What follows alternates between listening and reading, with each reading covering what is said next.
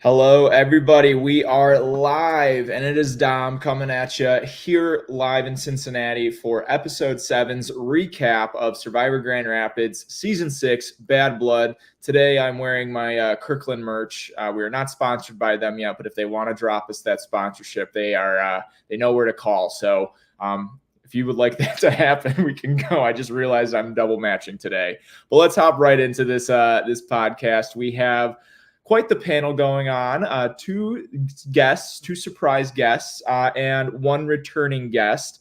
He is a contestant on Survivor Grand Rapids Fresh Meat. Has quite the resume when it comes to paranoia, when it comes to holding idols, when it comes to misplaying them. But he also has a great read on the game. Please welcome Addison. How's it going? I'm good. How are you, Dom? Quite the intro. Thank you very much. Glad to be here. Of course. I'm glad to have you here because you were part of the camera crew for season 6. You got to kind of see that different perspective. We've had you on for a couple other episodes, and you have some great ideas going on with this cast that they have so far. So can't wait to dive into it. Yeah, this is a great episode. I'm excited to talk about it. Heck yeah. And next person on our cast is actually going to be next person on our panel is going to be the season or episode 7 castaway that was eliminated. So spoilers ahead, come from here on out. So without further ado, let us bring in Adrian. Adrian, how's it going? What's up, Dom? What's up, Addison? It's going sad, but we're hanging there. Yep. How was watching the episode back? Just a brief little snippet before we bring in our final guest. How's the episode for you? Yeah, if you want me to be completely honest, I did not expect that at all. I did not know what was going on behind closed door, what was going on. But here I am, thriving. Yeah, what's going on behind Tyler's door?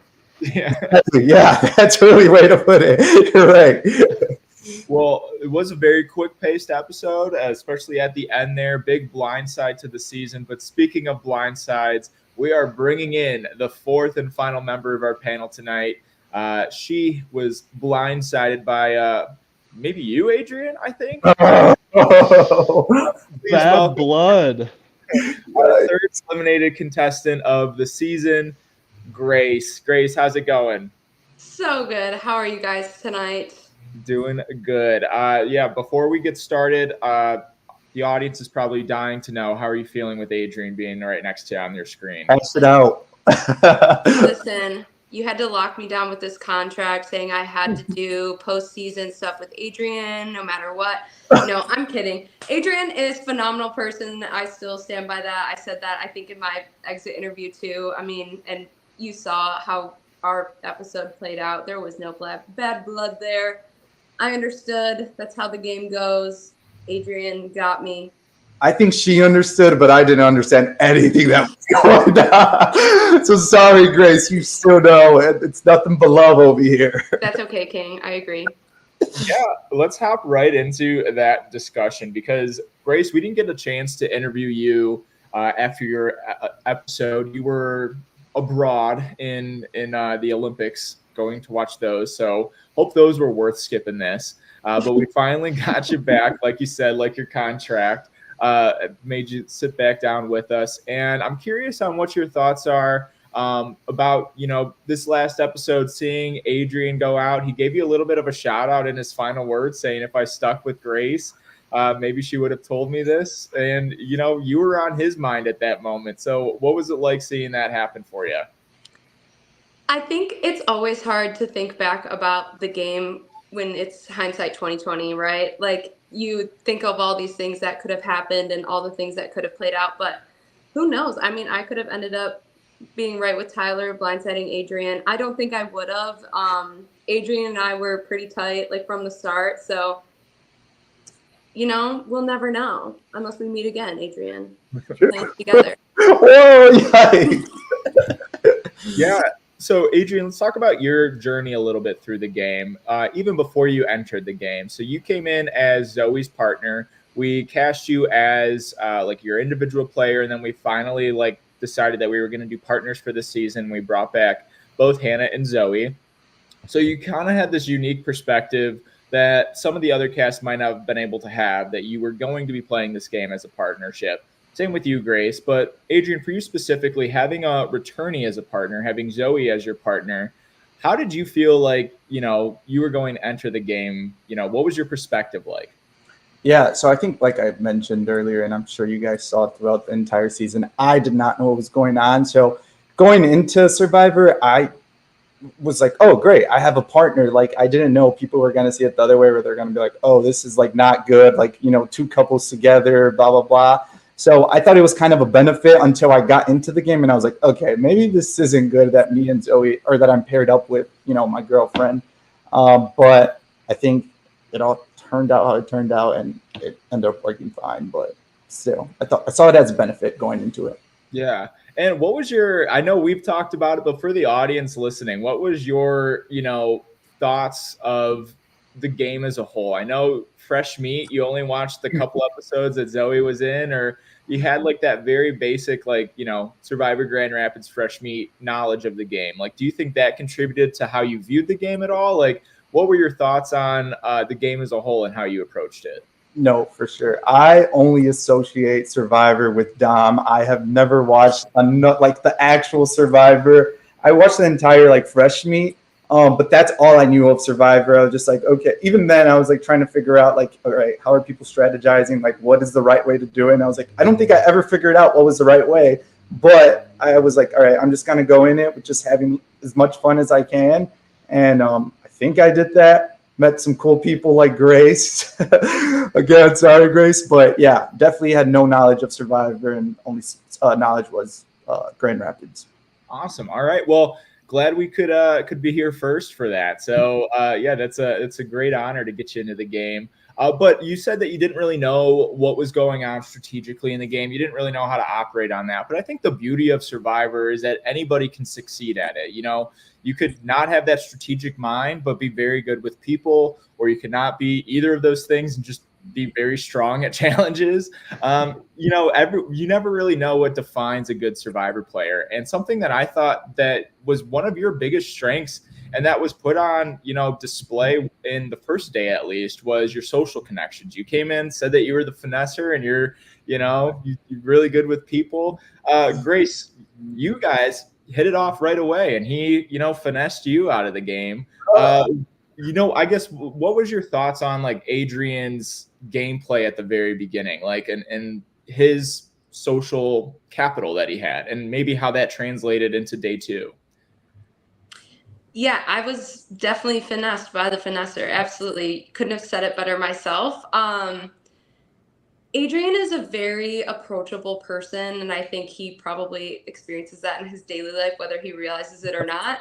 Like, everyone immediately was like, oh my gosh, love Adrian. I'm like, he has said like one thing and he doesn't know anybody's name. Like, how is this happening? But then he like came and talked to me pretty much immediately, and I'm like, okay, this is cool. And we were looking for something to put on our flag or something or other, and he just took 5 seconds to whisper to me, like, hey, I think you're really cool, I want to work with you. And so he's very good at being somebody that you trust very quickly, and somebody that you want to work with, and somebody who's fun and interesting. And I personally, watching this back, Adrian and I had no conversations about Survivor whatsoever. I just like assumed that he was like up on the game, right? Like, he's dating Zoe. Zoe was like incredible to watch, and fresh meat, all that other stuff. It became clear to me throughout the couple episodes, throughout our time together, more towards the end, that I had no idea that Adrian had no idea what was going on. And so, yeah, I thought I prided myself on communication, but Adrian's communication was just so good that I just automatically assumed, like, this guy's on it. He's running a game right now. I don't think I was finessing people then. I think I was just finessing my way through the game. That is the name of the game, though. That's what you got to do. True. So let's talk about, the pivotal round for at least Grace's game, where you had this very strong alliance together. You said in your confessional that you really liked that blonde girl, Grace. And then you've had to vote out, 3 people at this point. John, at like the last person being John at that little anti-reward challenge I threw at you. And it just seemed that you had a mind switch, that you valued Carrie for some reason. And so I'm hoping that we could maybe clear up like what that thought process was like for you. Like, why was Carrie's position in the game more valuable than maybe Grace's? Yeah, honestly, what's ever going through Adrian's head? Like, I have no idea what was my reasoning behind it. I think there was a point, and I'm trying to remember, but I think there was what I was thinking was like, okay, I haven't really seen Grace participate in the games, and then I didn't even talk to Carrie. So Carrie's great person, but I'm like, I don't even know why I ended up going with Grace. But I will say, I do regret, definitely, I think that was like my biggest regret, getting rid of Grace. And I tell that to Grace every time I see her and every time I play or see anyone from Survivor. But I do think it benefited me low-key, Grace, where I'm just like, I think if me and Grace would have stayed in this game together, people would have attacked us right away, either me or Grace. So I definitely do regret getting rid of Grace 100%. But I think someone would have came and gotten us, out the game right away. So I don't think that's a bad read at all. I mean, I love you, Grace, but I think that definitely freed up Adrian's agency in terms of like who he could like work with outside of just the Grand Rapids group. We see Tyler really taking control of this Grand Rapids narrative. And I think, Adrian probably would have fit right in with that for a couple of rounds. But if it ended up long game, I think Adrian probably, has a little bit more flexibility. And we see that kind of happening in day 2. Addison, I'm curious because on Grace's podcast for her elimination, you gave Adrian the points for your power player of the week. And I'm curious what your thoughts are, having seen Adrian's full game now, like where you think that move like stands, like do you stand by it? Like what do you think Adrian's contribution to like the season as a whole as like a power player? I still kind of stand by the vote at the time if you don't know the future of the game, because Adrian was finessing his way through the game. He is a very, very approachable and social person. He wasn't on anyone's radar at all. He wasn't in Tyler's like Grand Rapids fan base over there.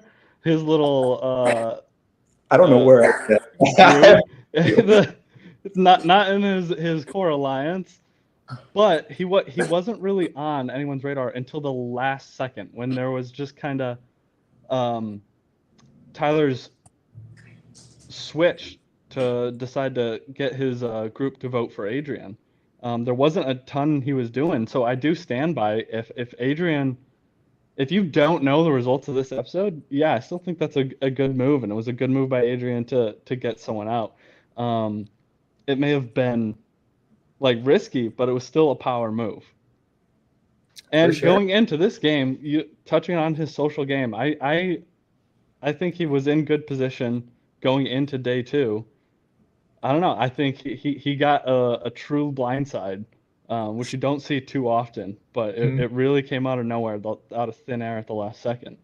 Yeah, it's really interesting to see your story kind of paired with how Zoe's story was formulated. You got blindsided at the same camp that she was blindsided at after a swap, Adrian. Like, I don't know, just some. Is it meant to be? You got sneaky snakes by some sneaky snakes over on that front porch camp. So, but before we kind of dive into like the politics that kind of led to your elimination, I'm curious on what your thoughts are on closing out day 1 and kind of just the elements of everything, because I know going into the season you were terrified to be outside. You're a city boy at heart. Like, what was it like having to sleep outside in the barn through that rainstorm, be outside all day? Like, Adrian, how was the survival elements for you? Yeah. All right. So actually, Zoe's been wanting to get me to camp, and now I think I could do it because of Survivor. Well, I don't know. But the whole thing staying outside, at first I was terrified. I was like, I don't know how I'm going to sleep outside on the grass. Am I sleeping? Like, I don't know how I'm going to do anything. And then I guess the first night, we slept inside the barn, and my biggest fear is mice. Like, I can't see a mouse. Like, I just hate them so bad. So actually all the girls at this point, I was just with all girls, and I'm the only guy, thinking I'm the big and brave one, whatever. And then there was a point where I'm just like, all right, guys, like, I'm not going to sleep on the floor. Like, I'm just going to sleep on a chair. Like, you guys stay on the floor. Like, I'll take care of you guys from up here if any intruder comes in or anything. I don't even know if they knew that I was like afraid of like just mouse in general, but it was an experience for sure. I definitely, looking at it, I would have loved to stayed, I guess, like, a few more, another day. But I don't know if I would have been able to do it. Like another night, I just don't know if that was for me, if I'm being completely honest. But I pulled through the first night. It was fine. I was scared that first night because then we got them bad thunderstorms. And then I remember Dom just that's a story for Dom to tell. Yeah, I think you got the hardest night out of the way. So I think you handled yourself pretty well. The story that Adrian's referencing is night one. It was terrible. I got woken up that we needed to have an evacuation of our own in our own backyard survivor world because it was pretty bad out there. Like we had tents blowing around in the backyard and I was notified that we had tents running around. So I'm running around, shirtless outside trying to catch these tents. And I burst into this barn and Adrian is, like he's described, perched up in his seat, protecting the rest of his tribe mates. And he hears it and he just, whoa, and flips out. And we pull the tent in. I let him go. And I'm like, okay, well, we're done. Like, are you guys good in here? And they're like, I don't know. Like, we'll see. I get a call from Hannah that they need to come in because it's getting pretty bad out. And so I call them over to Eric's house and I count them like kids running into school. I was like, 1, 2, 3. I'm missing one. And then I see Adrian just fall out of the barn and he's like grabbing onto a blanket, closes the door and runs in.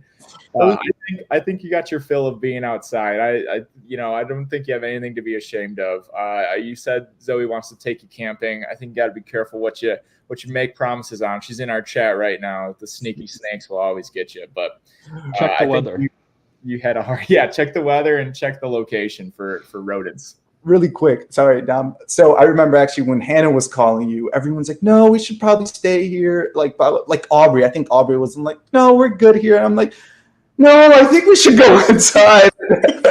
I'm like, all the girls were like, "No, it's okay, let's just stay here." I'm like, "No, we should probably go inside. This is just gonna get worse." But it was a gnarly storm. I'm just really nervous for you guys. Exactly. So Grace, you didn't miss much. Perfect. I was snug as a bug in a rug in my bed. Nice. So yeah, going into day 2, now that we kind of recap day 1 perfectly, day 2, we had a lot of movement. We had our tribe swap to start everything off. Hannah and Josh end up on the same tribe. Allie and Tyler end up on the same tribe. Grace and Brooklyn were the other pair that came into this game knowing each other. Grace was already out at this point, so Brooklyn was kind of a rogue agent at this point. But Adrian, you and Zoe were the only other joint pair that came in defined, but you ended up on the opposite tribes. You also were holding that idol that had to be activated from Zoe. Could you talk us through your mind space of what you were wanting to do with that idol? You just kind of wanted to dump it and get it back to Zoe? What were your thoughts about that? And do you think you played it right? I'm curious on what your gameplay was like with that. Yeah, no, for sure. I remember there was a point where Zoe and Magingo wanted to give me that idol, and I didn't understand what they were saying. I just thought an idol just helps you save a life. So I was like, okay, my name's probably being thrown out there, so this is why they want to give me the idol. And then I'm like, no, I don't want it. I want to play my own game. I was being real macho man, supposedly. And I was like, no, it's okay. I don't want this idol. If I get out, I get out, blah, blah, blah. And then that's when I think Magingo, she's like, dude, shut up. Listen to me. You're just going to take this idol from us. It you need to play a game around or whatever, and then it's become active, and then you just give it back to Zoe. I'm like, all right, then I'm just going to do this, and that's it. I'm just going to get this idol and just give it back to you guys. I don't want it in my hand or anything. And then I think there was a point where in some challenges where Magingo and Zoe just kept getting I like saw them. I was just like, okay, I see you guys, but they kept talking. I'm like, dude, shut up, look straight. I heard you already. I will get this. Like, just shut up and just play. But yeah, I didn't intend on using it at all. I think Tyler was pretty sus about me. I think he thought that I had it, or Allie or someone. But yeah, I didn't have it, and I wasn't going to use it. But yeah, that's fair. I mean, I think it's a pretty complicated thing that we had kind of put at the beginning, and it mostly got mixed up in the fact that Chase was the other one that got the clue and got voted out first. And so that whole storyline that, like, as a producer and as a game creator, that I thought would go one way just went a completely other way. And so that's why this season is so unpredictable, I feel like. And I feel like the players are coming up with a creative way to go about it. So I don't think you had any misreads there. I think the one thing that has been talked about on the podcast, at least, was maybe using it for James at that joint tribal council. But I don't know. I think that might have been, too much of a spotlight already. That's already on the couples there. Addison, I want to hit you again with a question. We've seen Hannah and Josh be targeted. Josh is out of the game, but they were kind of targeted right away. Meanwhile, the Postmas on their tribe right now seem to be kind of like, cultivating this cult around themselves. The Postma, effect. Yeah, House Postma. But Adrian and Zoe aren't really being looked at like as dynamic as a duo as these other partnerships in the game. So I'm curious what your thoughts as like a camera person there, and even watching it back, like why you think that might be. And if you think like, maybe their relationship was being underestimated at all, like what do you think might have happened if Adrian and Zoe linked up? I'm not so sure it's being underestimated. I think there's two big pieces to it. Is that the whole social approachability thing applies to Zoe as well. So they're both very, very approachable, friendly people, and they're like not really like setting off people's radar trying to game the game so much, right? And on top of that, they aren't playing together on the same tribe as much as those other couples you've mentioned. So they haven't really had the opportunity to work together, at least in front of other people, where like it might set off alarms. For the most part, when people are socializing with them on their own tribes, they're just dealing with that one person. But when the couples are together and you see them, inseparable, it even if they're not aware of it, like subconsciously, you're just like, oh, dang, you got to worry about like two people at once there. Yeah. And Adrian, what was your thoughts, I guess, on Allie and Tyler linking up? I know you might have mentioned it a couple of times in your confessionals, just kind of briefly. But I feel like that almost really restricted your gameplay because Allie came over, you guys were like vendetta strong, and then she kind of links right back up with Tyler. What was your thought about that? Did you have like maybe a counter move, maybe that you were trying to work up, or were you just kind of like along for the ride on House Postma? Yeah, no, for sure. So I was cool with Allie. I was like, all right, green on green. If I'm being completely honest, I think I mentioned it a few times where I was like, I want to get rid of Tyler so bad, but I was too afraid to because I felt like everyone was on his side. So I was like, I can't do this because then they're going to start coming attacking me. He had them all locked down, honestly, the Yellow Tribe, and I think, and he also had Allie. So I was like, there's no way that no one, like, people are going to agree with me. I actually didn't know until I started watching the episodes that people were like also wanted to get rid of Tyler. I was not aware of it. Also, I think towards the beginning, when I went to the Yellow Tribe, I was like, I wanted to get rid of him, but then me and him had a conversation, and I was like, okay, you know what? I actually trust Tyler. Like, he knows that I had Zoe's idol, which I didn't know anyone knew about. So I was like, all right, actually, like, I'm not gonna throw his name out there because I want to get close with him, blah blah blah. But the sneaky little snake got me. Yeah, he was using, we've kind of used this term before. He's using this like transitive property strategy where like I'm aligned with Zoe, which means you're aligned with me. Right. And he was using that on you, which I think, might have been fair for your case. I don't know how that really translated in terms of like him saying, which means you being aligned with me, you're aligned with Eli and Allie and John and so on and so forth. But it was kind of an interesting dynamic for you to come into. And I'm not sure how else we might have been able to play that other than getting the idol back from Zoe and making a move, because I think red flags would have been sent off if you used Allie's vendetta idol that was supposedly for you guys. Mhm. And so watching it back as well, Allie did start to have this distrust from the vendetta tribe, or her former tribe mates, of you and Carrie, because Carrie, she heard that she gave Josie the idol at tribal, and then you were passing idols back and forth with Zoe, which, made her completely flip to Tyler's, allegiances, kind of leaving you guys in the dust. Did you notice that sense at all, like during day 2, like that she might be moving a little bit closer to Tyler in that alliance and leaving you guys a little bit like in the dust a little bit?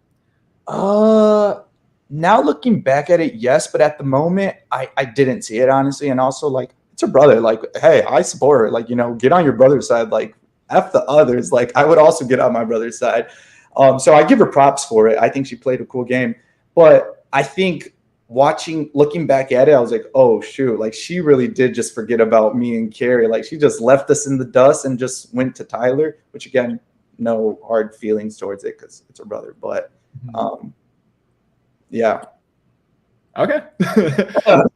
You're good. I mean, you answered the question. So kind of tackling a little bit, there wasn't much going on at either camp before after the Josie vote. Like, it seemed like everybody kind of reconnected. Tyler and his posse came together, kind of locked in on Carrie as like a consensus vote moving forward. But we have John and his partner Luke heading to exile, and they share this, connection that they used to go to the same high school, even though they were never there at the same time. John, I think, was class of 2015, and I think Luke was 2019 or 2020. I don't know. Luke, if you're in the chat, let us know. But they were never there at the same time. But this is the first time I feel like we're actually seeing these pregame partnerships that, didn't know each other actually kind of playing a role in this game. Grace, you played a little bit with John. What was your thought process, like kind of seeing how, his placement in the game and how he's interacting with Luke on this, journey to exile? John he just struck me the same as Adrian, like just immediate. I'm like, oh, I love him so much. And that I think was shared by a lot of people. So where he sits, I think he's also very self-aware. And so he was very aware that, like, okay, I feel like I have a good relationship with everybody everywhere I go. I don't feel in danger. Like, I feel like he felt safe enough to kind of start reaching out to somebody he maybe didn't know, like Luke. And it's not something that's like urgent. Like, he's not desperate for a connection, right? But like, he can make a meaningful connection by just being himself and just hearing what Luke has to say about the other side, sharing a little bit of information from his side and things like that, making kind of a bridge. Awesome. All right. Yeah, I think I agree. And I think Luke is utilizing this trip just as equally as John is. John is in this power position of having been on a tribe with almost everybody in the game at this point. And he's, kind of still playing this middleman, not giving Luke a ton of information, but still gathering things up. He finds out a little bit more about that Josh vote between Josh and Hannah and like what kind of went down there. Luke shares his vendetta against couples, so to speak. And it's almost like we're gearing up for this, kind of clash almost of Tyler's mafia and Luke's Les Mis revolution. Like, he's trying to go against these couples and Tyler's trying to recruit as many as he can to this. And I think this is a very pivotal, conversation that's happening, where Luke's getting information, John's getting information, and they go to exile, and they don't get an advantage. But I feel like that exile trip is almost, worth it. And Addison, I'm curious what your thoughts were, like seeing all that happen, because you weren't at exile, and exile is kind of like this unknown variable for a lot of people in the game, even myself, because I'm seeing this footage for the first time. What were your thoughts on John and Luke's, venture out to the crops? Well, I felt for John going again, back out at exile. Feels like he spent all his time out there. But he's really making an impact on the game with his trips to exile thus far in this season. Like, he's making a great alliance with Luke here. He's making the most out of the opportunity, as is Luke with him. I was interested to see someone get an advantage. I was low-key kind of hoping that someone would take it. I was kind of bummed that they both held. I always like to see advantages in the game. But yeah, I think they're both using it really well to like form a good connection with someone on the other tribe should they both make it to merge. And they're both strong guys, so it's like they're both pretty good challenge threats too, post merge. So I feel like it's a good connection for each of them to have with one another.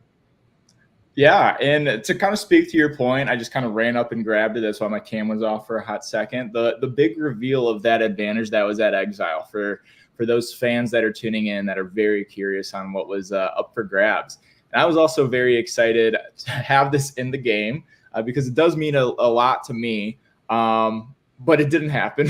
So here we go. We'll have the official drop here on the podcast. But essentially, our two of our alum, Matt Orshak and Juliana Rizzo. Juliana won Fresh Meat last year, and Matt, very dedicated, prominent figure in this little world that we've built, has played 3 seasons, was cameraman for Fresh Meat as well as this season, and they got married. And on their honeymoon, they went to Belize for their honeymoon, and there they messaged me and thought, can we do anything? Can we get anything for the game? And just that thought that of thinking of Survivor Grand Rapids and how they can give back to the game on their honeymoon meant a lot to me. So I tried to be able to figure out how we're able to work that into the game, and so essentially they picked up this nice little idol that we would have had.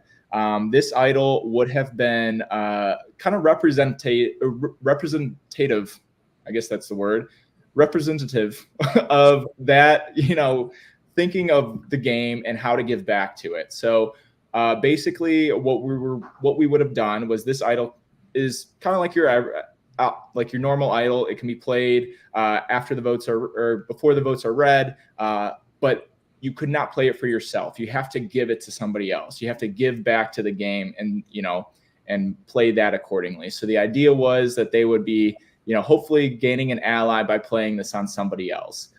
So we re-hit it actually after that Exile, and nobody found it. So this is heading out to Ghost Island for those fans of the real show.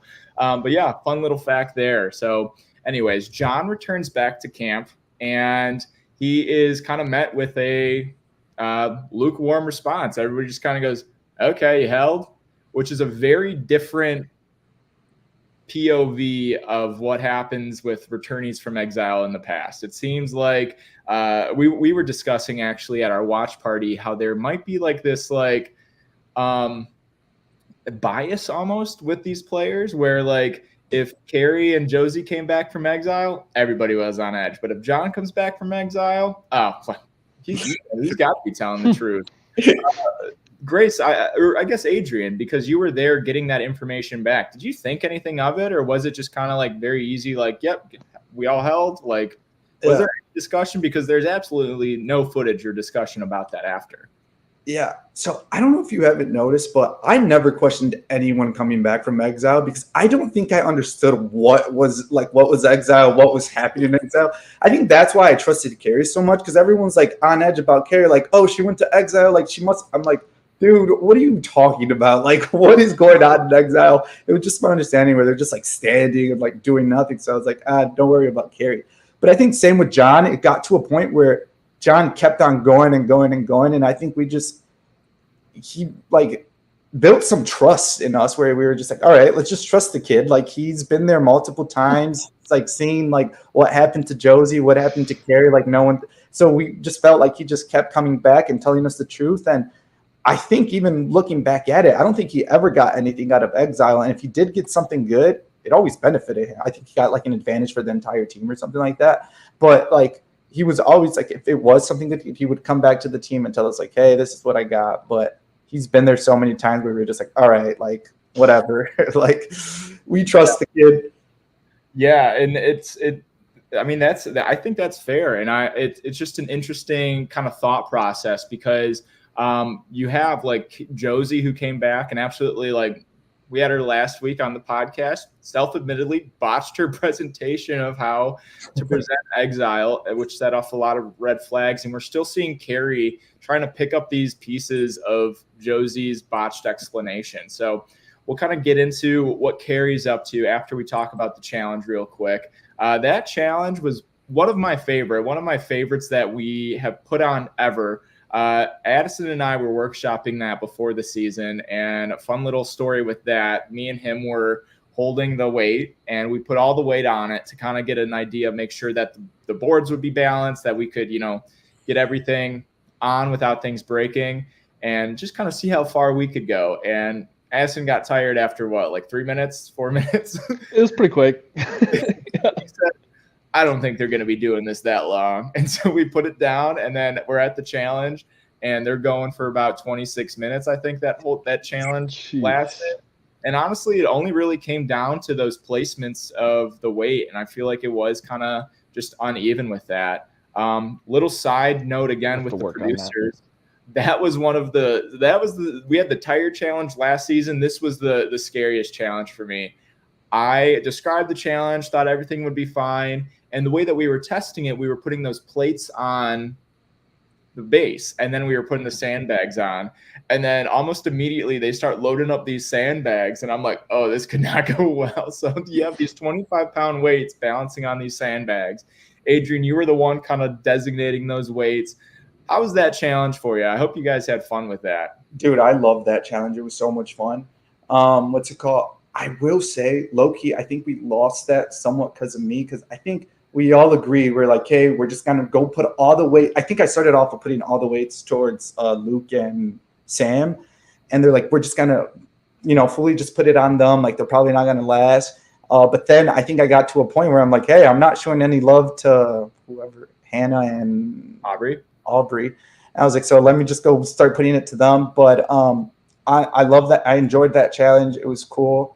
What was your initial question? I was just like, yeah, how was that for you? It just fun. I think all of us were able to participate in that. I think someone said that Carrie did not do any work, but I think you had to do maths back there, right? I think it was only a certain limit that you were able to put. Well, they were also in charge if the weights fell off, that they would have to run down and pick them back on. I edited that out so that we could have a little bit of, quick paceness to this 26-minute challenge, so that we weren't sitting there the whole time. But yeah, I think both Carrie and Samantha were putting in the work with that. Something that we didn't mention, I guess, before the challenge that we would be, that we definitely should, would be the Girls Alliance that seems to be happening over at Vendetta with Zoe, Hannah, McGingo, and Aubrey kind of getting collectively together and getting on the same page of which Sam to vote out, boy Sam or girl Sam. Grace, what were your thoughts kind of seeing the girls get together and, some of your former allies and some other, seemingly big power players in the game? This seems to be a pretty strong season for the girls. I agree. I wanted to start by saying go Hannah. Girl had her back against a wall, put baby in a corner, and she just came out swinging. She's like, great.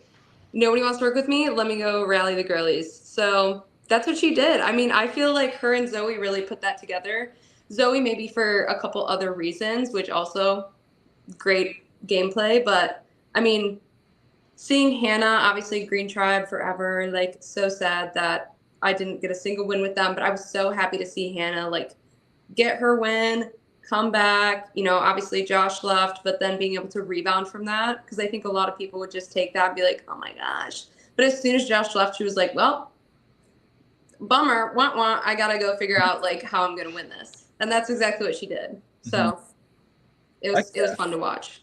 Yeah, Addison. So Grace kind of made a good point that Hannah and Zoe are kind of getting these girlies together, and they're fresh meat alum from your season. I don't think you played with either of them that much, but I know you were kind of heavily involved in just talking about it, and we're friends with them outside the show. What are your thoughts on these vets coming in and how they are, modifying their game? I'm really proud of them. I think they're doing a great job. I think the girls over on the Safe Tribe are really running it. Hannah is in a great position.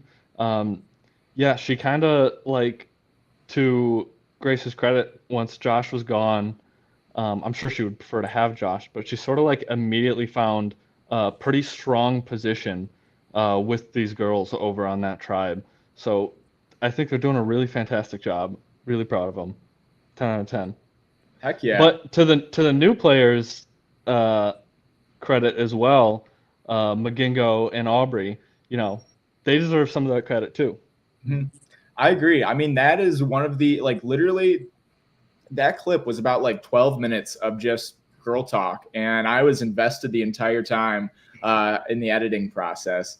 I felt so bad for Samantha throwing up. I remember that was going on, and I was pretty worried about her, but she kind of chalked it up to just kind of having Red Bull on an empty stomach. So we'll see how that ailment might translate for the rest of the season. But I think she's also kind of in this good social spot. It seems like they seem to be targeting Boy Sam for now. But Boy Sam is pretty steadfast on linking back up with Tyler and getting this Grand Rapids group back on its legs and plowing through. And the person at the helm of that is on the other tribe, post-challenge, leading the charge, Mr. Tyler Postma, fedora and all, jacket and all, ready to rumble. And we're talking about how, the girlies are coming together on that tribe. We're having the girlies fight over on the Vengeance tribe. Allie has a lot of distrust with Carrie based off of some information that she got from Josie, who they voted out because they didn't trust. But for some reason, they don't trust Carrie, who is sticking by her story that really hasn't given a reason to not trust her, even though she is lying. And that's kind of been an interesting dynamic to be able to try to relay to the audience is, yeah, Carrie is lying about this, but she is very down to put the bygones be got bygones. And I don't think, she can at this point come back from that lie, because if she doesn't say, hey guys, Josie's out, but, I did give her that idol, that does not benefit her at all. She's got to move forward. And so Adrian, having played with Carrie all game, having saved Carrie on, one occasion in the past, what were your thoughts, I guess, on, Carrie's name being out there? Because you saw Allie kind of throw that out relatively early. And at the beginning of that canoodle sesh, you tried to swerve that name to Brooklyn at one point or the other. Like, what were your thoughts hearing Carrie's name for the first time? Yeah. No, I definitely tried swerving Carrie's name so many times. I think she was great. What's it called? I was pretty shocked actually when Allie threw her name out there, because I was like, oh, we have this whole, and that probably should have been a red flag on my end, where I'm like, wait, Allie just threw Carrie's name and we were all supposed to use this item together. Like, why am I trusting Allie? But when I think, one, props to Carrie for still continue, lying about the whole Josie situation. I would consider that I was closer. I didn't know what was going on with her and Josie. She even lied to me.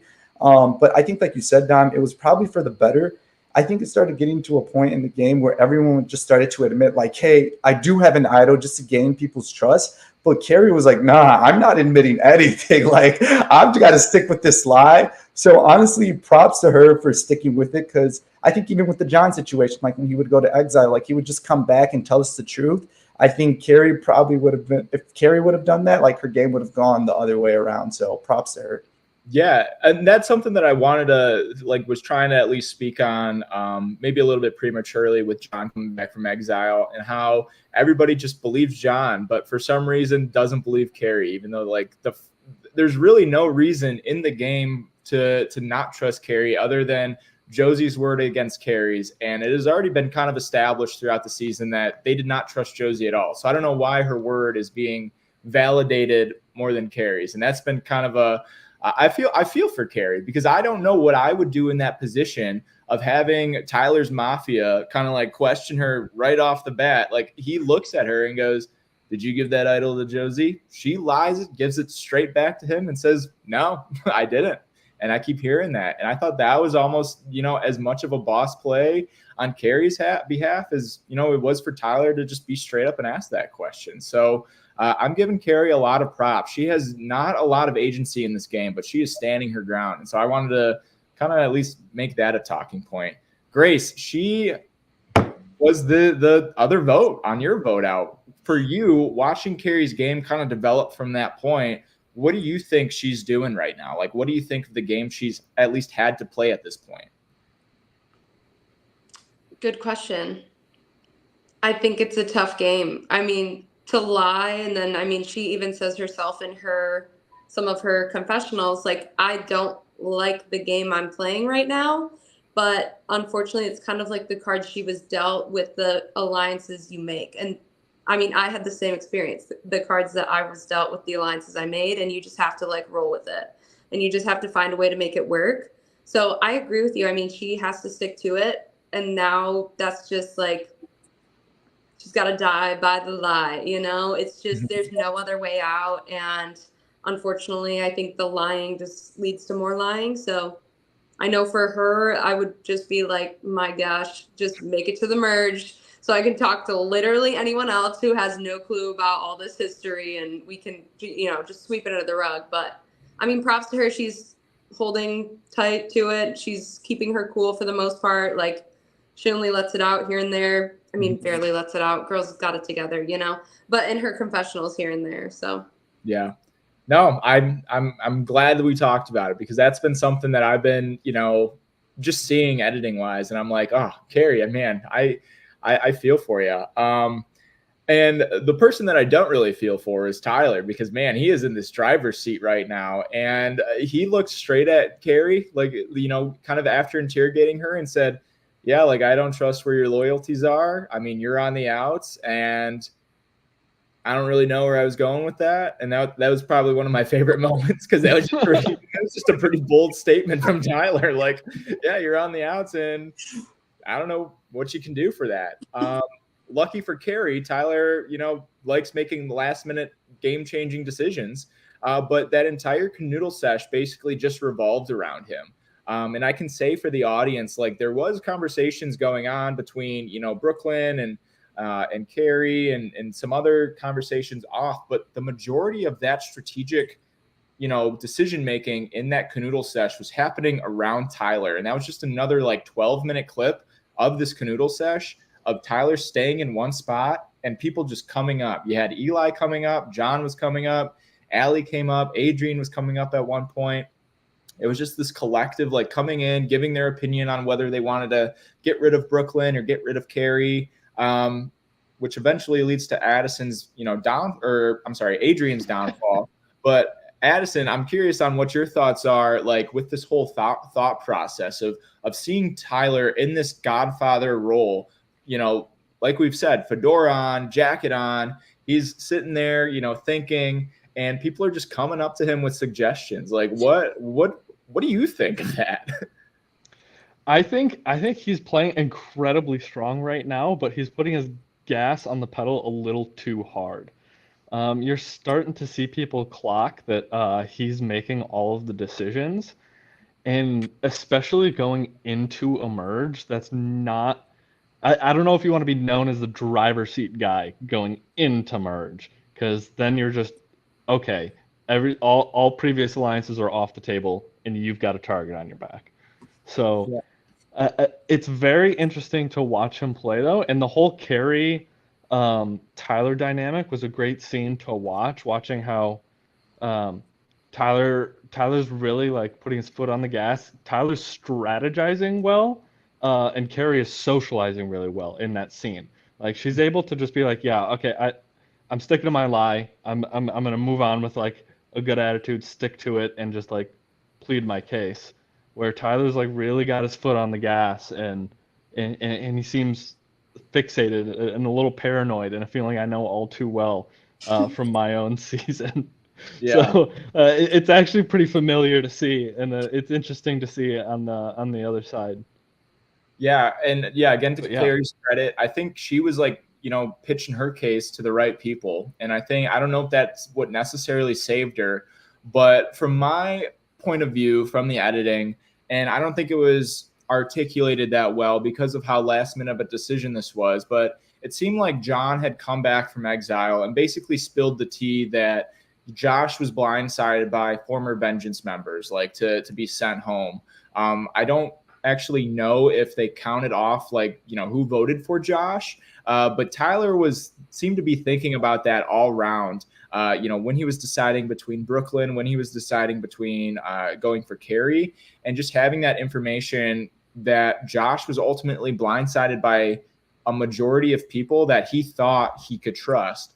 And he did 4D chess his way into making this move of saying like, Adrian is connected to Zoe, who might be a little too connected with Magingo, who he, remember, way back when, has this imaginary vendetta with Magingo.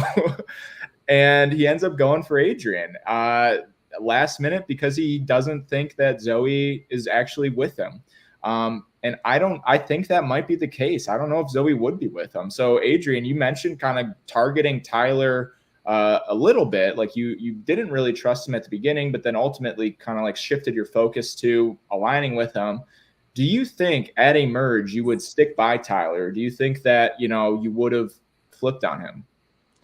I think looking back, definitely, I don't think he would have, been on my side.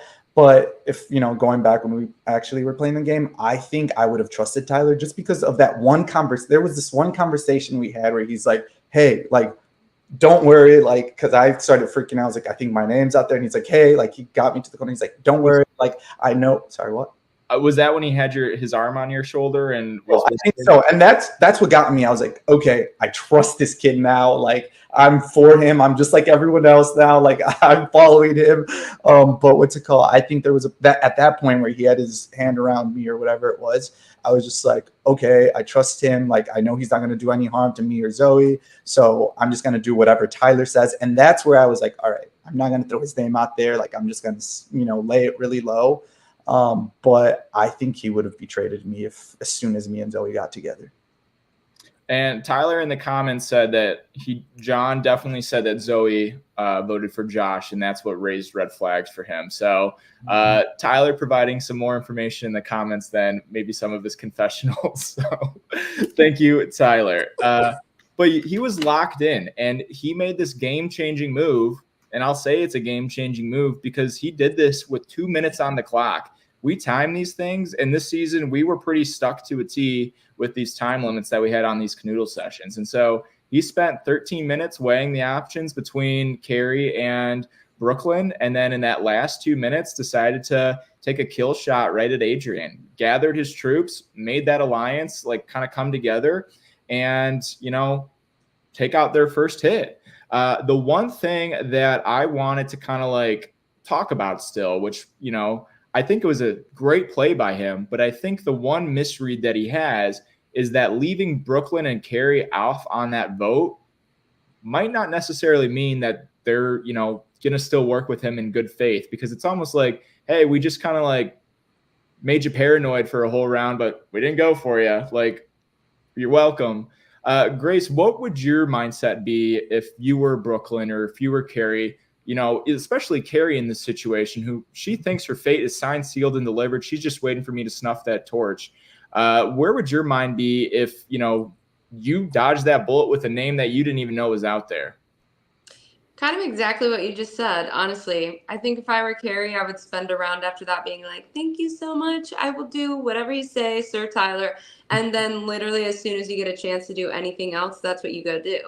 Mm-hmm. Because if you get saved for one round, that means you're just sitting there waiting for the next round that they are going to vote somebody out. And, they hem and they haw and they can't decide. Well, there you are, just waiting. So I don't think Carrie would be happy with that kind of situation either from the game that I've seen her play so far. So we'll see how it goes. We'll see. So kind of going to tribal, we're at this point, it might be up in the air. Allie is very much against this vote, and I can kind of like confirm that in her confessional. She was very kind of annoyed that they wanted to go for you, Adrian. And I think, because of that challenge strength, but it kind of ultimately came down to her saying that her alliance needs her, and if she goes against them, then there's really nothing that she could do. And then you, meanwhile, are, kind of did the same thing with Carrie. Sorry, man, I can't go for her. I'm with the numbers on this one, and you go for Carrie. Carrie goes for Brooklyn, and Brooklyn also goes for Carrie. where everybody else targets their 4 votes onto you, Adrian.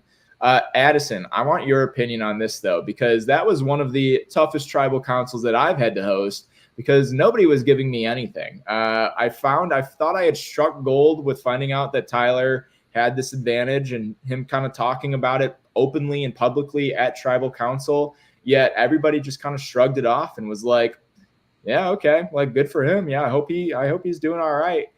This man has, orchestrated, but he's very evidently like this godfather figure. He just had them throw a challenge last tribal, like the last round, and he's coming in here saying that he has an advantage. You played in most of your game with a public idol, like people knew about your idol. So I'm curious. It's 2 different mindsets right now. Like I feel like you were a little bit more paranoid about the perception of the idol than Tyler seems to be about, that extra vote. Like what are your thoughts about his tribal performance right now? It was yeah, I guess it was kind of reminiscent of mine, and it was kind of odd. Like at least in the footage we saw, people weren't really talking about his advantage play. And so when he brought it up, it like kind of was not really indicative of what the state of the tribe was, which was just like everyone listening to Tyler, to be honest.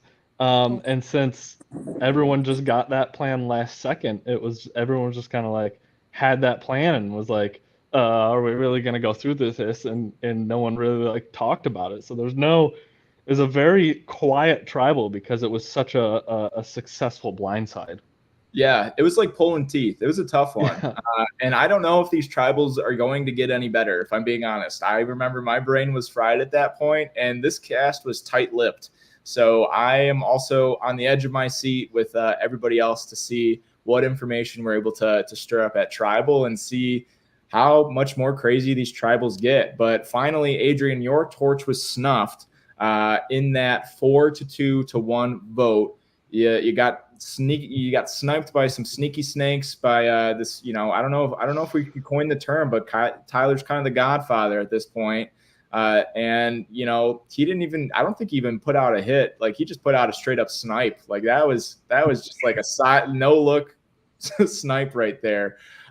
Leaving the game, Adrian, like what were your big takeaways from the game? Not just, how you played, but like, I guess like, what did it mean to you to be able to, participate?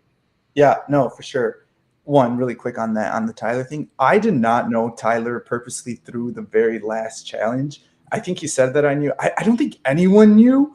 I was just like, when I was watching it back, I was like, why would he do that? If I knew he did that, I think I would have been like, dude, you're a red flag. I'm going for you already. Because I think it got to a point where I was just like, all right, like I'm with my team. And like, if this guy isn't supporting the team, then let's get rid of him. But props to him. But no, I guess a few people did know. I don't know what was going on there. But what did I learn from Survivor? I've had so much fun, honestly, Dom. I didn't think our Adrian, living in the city would be doing this, taking care of the girls more. They were taking care of me. But honestly, it also taught me some life lessons. Don't trust me. Like Tyler manipulated all of us. Like I trusted him. He pulled me to the side and he's like, dude, don't worry about me. Like, I'm okay. Like, I'm not worried about you and Zoe. But no, he, like you said, he was the finesser of the game, actually. So a lot of life lessons learned, but no, honestly, no bad blood with anyone. I had a good time, and this is something that I didn't think I would have done, but I really enjoyed myself. Well, it was a joy to have you on, and I won't give you your sign off just yet, but we do have to do our power player rankings for the week. And we have been chatting for quite a bit. So, I mean, we covered a lot of ground on this. I think we did really well. So let's end it on a bang. Addison, we'll start with you. Who do you have at number 3 for your power player of the week? My third ranking for power player of the week, I think I'm switching between 3 and 2 in my head right now. I think it's going to be Carrie. I think she's had like a very difficult path because of sort of the places that her and the people she's aligned herself with, not even by choice, just by circumstance in the game, have really put her in a tight spot, and she's sort of navigating this like really hard path by the skin of her teeth, and it's pretty fun to watch, especially against Tyler's mania to get her out. Yeah. So number 3 is Carrie. Number 2 is sort of. Let's do the round table for Oh, we're everybody's. going 3-3-3-3. All right, my Yep, bad. no worries. So Adrian, what is your third place for the week? Who's your third place power player? Yeah, I have 2 in mind, but sorry, Zoe, not going with you. But I think I'm going to go with Hannah. I think Hannah did a really good job. I think, like we touched on it, where she just honestly, if someone voted Zoe out in her situation, they voted Josh out, I would have been like, dude, I hate you. I'm going after you. But honestly, her outlook was kind of positive, where she was just like, all right, he left. I'm playing my own game already. Like, I'm going to do my own thing. And also, like, Green Tribe, she was thriving out there. I think I'm not sure. I don't know. I feel like she kind of initiated some of what was going on over there. So really props to her. And also she treated us Green Tribe when we were first all together really well. And I think she was kind of the leader of our group. So third place goes to Hannah. All right. Hannah getting some points. Grace, what about you for number 3? We haven't talked about him at all, but I'm going to say Luke is my number 3, only because of the absolutely diabolical mindset of him at Exile, which we did not discuss. We discussed how amazing John is and like he's the sweetest guy, and he's like, Luke, I wanted you to take it. And Luke is like, no, I wanted you to take it. A, builds trust, but B, he just goes behind the camera and says, yeah, I wanted him to take it so it would just cause chaos at his camp. So like the levels that Luke is taking into every single social interaction, like on the surface, you're like, wow, he's such a nice guy. He wanted John to take it. Like, love that. Building trust. No. Yes and no. So the diabolical mindset is what got him on my list for this week. I agree. I mean, you kind of hit it right on the head with that. I mean, we did talk about John's like kind of social game out there, but Luke had his eye on the prize just as much as John did out there. I feel like John was kind of going to get some information, and Luke was going to deliver some information. So I think that's a good number. Don't worry, Adrian. I'll be helping your partner out. I will be giving my third place 1 point to Zoe. I agree that kind of everything that we've said, that both Hannah and Zoe have been killing it, and I think both are kind of interchangeable for me at this point. At least with this episode, both won their challenge. They got to kind of take a round off, but they really kind of did rally that group of girls together and get on the same page. Hannah, I commend her for working from the bottom after that Josh vote and finding her footing. But Zoe has had her footing, and she's been, continuously building from that. And I think she kind of crushed it. She kind of led a lot of that discussion about like what Sam to like kind of go for, but also provided some more insight on like why they would be doing that. And I think it helps her a lot more to keep like girl Sam than it would be for Hannah to get rid of boy Sam. So I think, just kind of lining that play up, even though it hasn't happened yet, maybe, I think was kind of a big strategic move for a tribe that was taking the round off. So my 1 point goes to Zoe. And don't worry, Adrian. Zoe says she forgives you. Hannah was crushing it. So everything's good.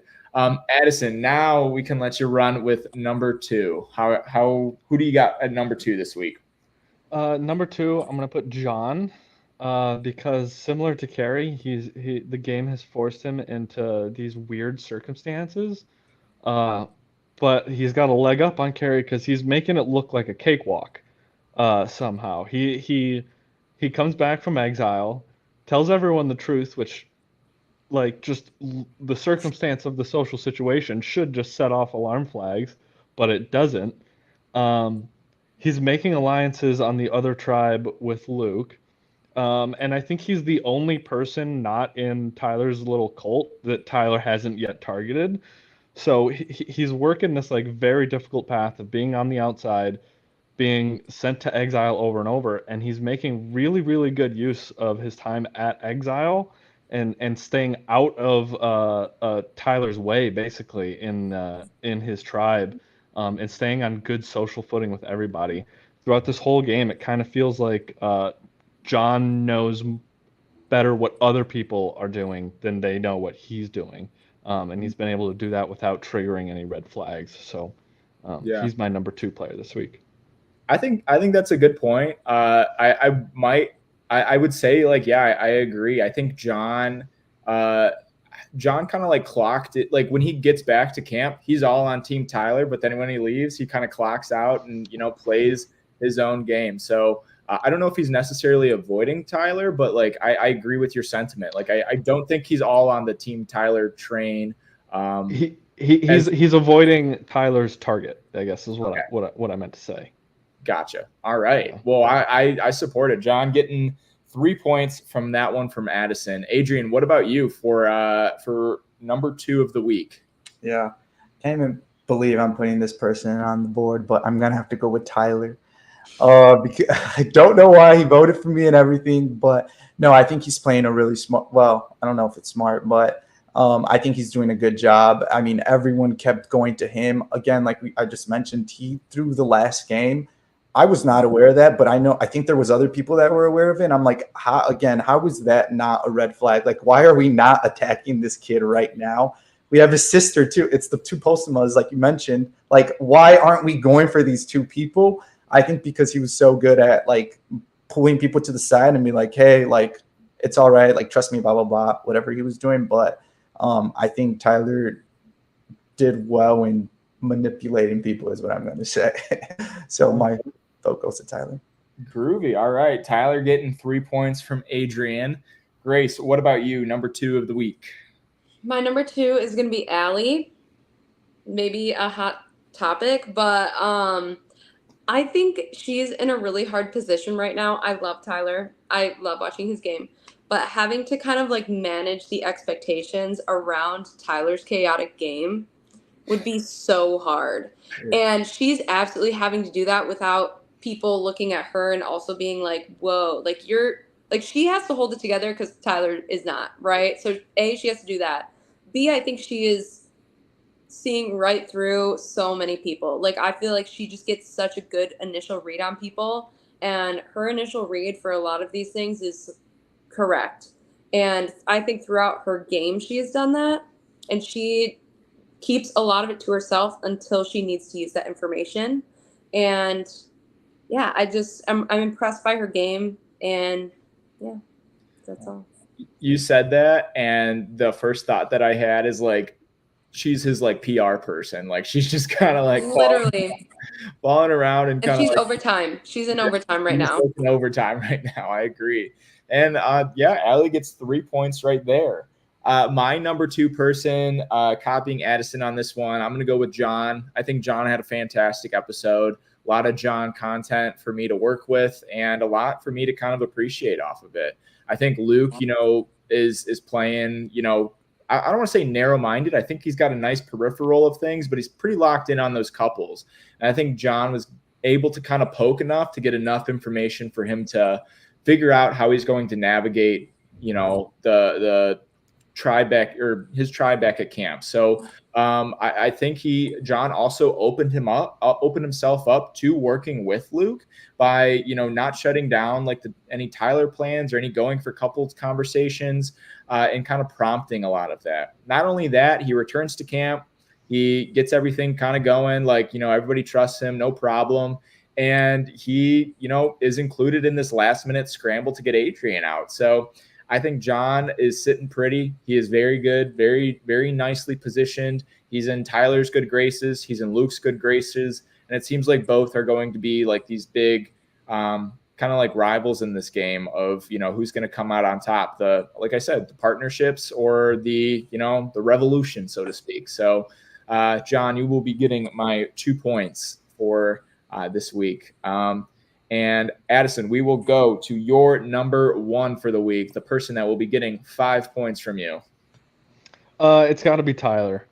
just because, I mean, it's power player of the week.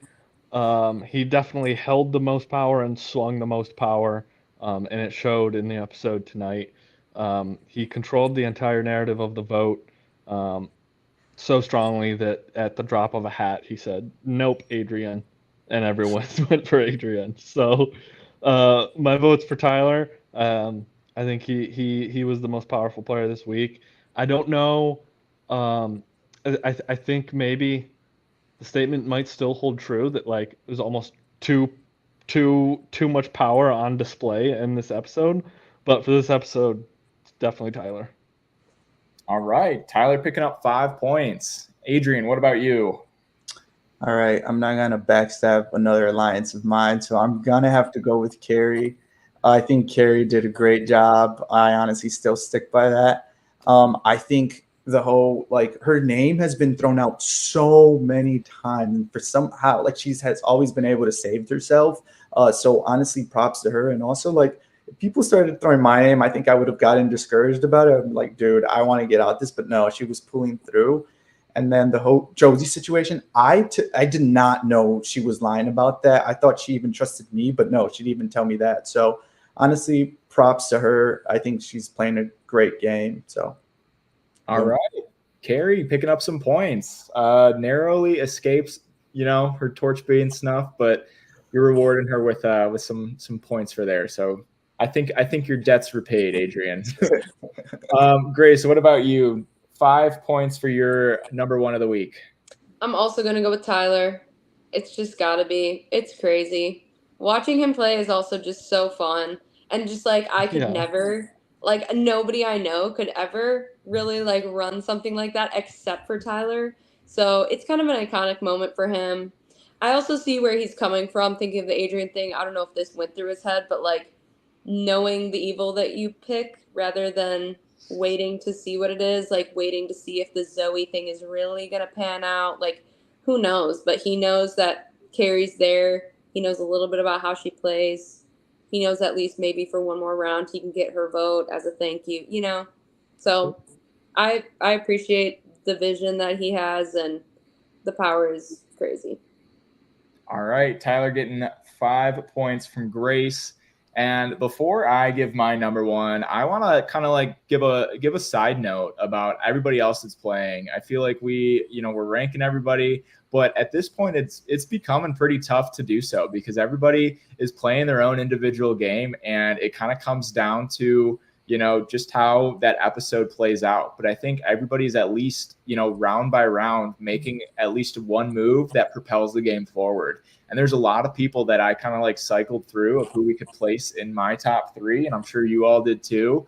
But I think this round is pretty locked in for me as well. I have given him a lot of flack on this podcast, kind of talking about his game, his chaos that he's been carrying. Hurricane Tyler is my number one of the week. Godfather Tyler, the mafia boss. I don't really know what else I can call him at this point. But Tyler absolutely ran this round. He's been running a lot, like kind of on paper in the game, but this was the first one that I've seen him locked in, that I've seen him make a logical move that isn't like entirely based off all these assumptions and all these presumptions and all these like theories that he has been kind of cultivating since the minute he stepped foot on that mat. So I give a lot of respect for him to be able to kind of take a step back, see Adrian and say, that's he's with me now. But Zoe, whether Adrian has an idol or Zoe has an idol, that's going to be a dangerous couple in the future for me. So I think he, like I said, took that kill shot on Adrian when he could. I don't know how it's going to play out for him with Carrie in Brooklyn, but for now he's got a solid 4 that he was able to mobilize with less than 2 minutes left in our backyard Survivor. And I feel like this should be spoken for, anybody that plays like these live games. Like these rounds are short, and you see like real Survivor and you see all these plans that kind of get brought up, but they have whole days to kind of plan this out. Tyler was able to mobilize this majority vote with 2 minutes left to get that majority. I have never seen that happen I might have seen it happen a couple times on our Backyard Survivor, but this was one that stands out for me. So, Tyler, I love you, man. Giving you my 5 points. You racked up about 15 right now. That's the mental math that I can do. For all the other mental math that I will have to be using a calculator for, tune in to see where everybody else kind of falls on our charts on Survivor Grand Rapids Instagram page, where we will tally everything up, update the list for tomorrow, so everybody can see how this power player rankings fell. So that is all for the podcast today, but I do want to give a big thank you to Addison and Grace for hopping on and doing this podcast. Grace, I'm glad we were able to hear some of your thoughts. I know we missed you on your vote out, but you were a very, very valuable member to production, to our cast. I was so excited to see you play. So I'm glad we got to at least get a little bit of taste of that. And we'll see what happens in the future. Addison, always great to have you and talking through things. The man of the hour, though, Adrian, the accolades that I could give you, man, you came in, you kept worrying about how you're going to do in the game, how you're going to come off, like all that good stuff. And I had confidence that you would, be a force in the game, whether it would be a good force or, your own individual player. And I think you managed to find a combination of both of those things where you made some pretty game-changing moves, and also, were played kind of into that unpredictability of it. And for not knowing a lot about Survivor really does bring out, everybody's individual competitive spirit and brings out what your biggest strengths are. And I think the panel can agree. You're a very likable guy. I'm very grateful to be able to have you on the cast and see that on display and making some big moves. So thank you for playing. Thank you for participating. And I hope we will be rooting Zoe on together for hopefully a couple more rounds. So that is all from us tonight. We went pretty long on this one. So I appreciate everybody tuning in. If you are tuning in on like a pre-recording or I don't know, if you're tuning in later, thank you so much. And it means a lot that we are able to keep this up and running, to kind of give an idea of where we are at with next episode. I know that we said that we would be releasing every other week. Next week, I'm still hoping that we are able to have an episode being released. But as you could see, maybe on our next time on Survivor, the game shakes up a little bit, which means it's more footage for me to work with. I'm hoping that I'm able to get all of that crafted together, but please stay tuned for our social media to be able to see where we're at with everything. It's been a great season so far, thanks to these great people and everybody in the comments section. So I'm hoping we're able to continue that with episode 8.